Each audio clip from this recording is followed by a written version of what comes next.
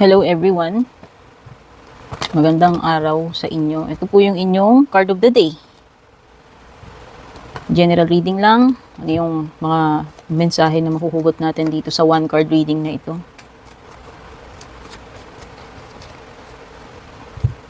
Tignan natin. This could be the energy for the day or yung pinaka guidance ninyo or alert, no? Kung meron mong paparating sa inyo. Depende po. Okay, check na natin. Kuha tayong isang card dito.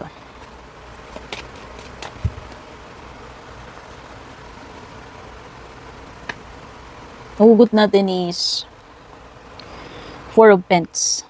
If this is a person, it could be an earth sign.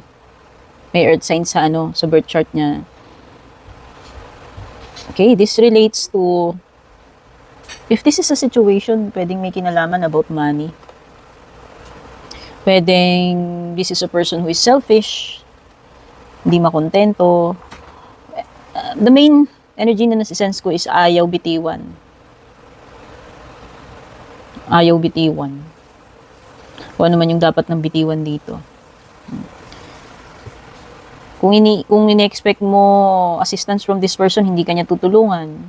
This person is someone who keeps everything to his or herself.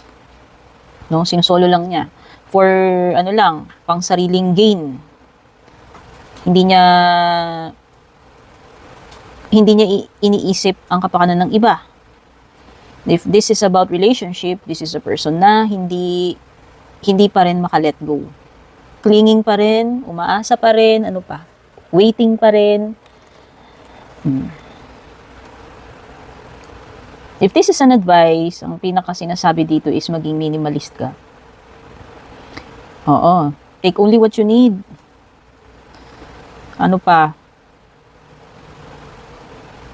Matutong makontento sa kung anong meron.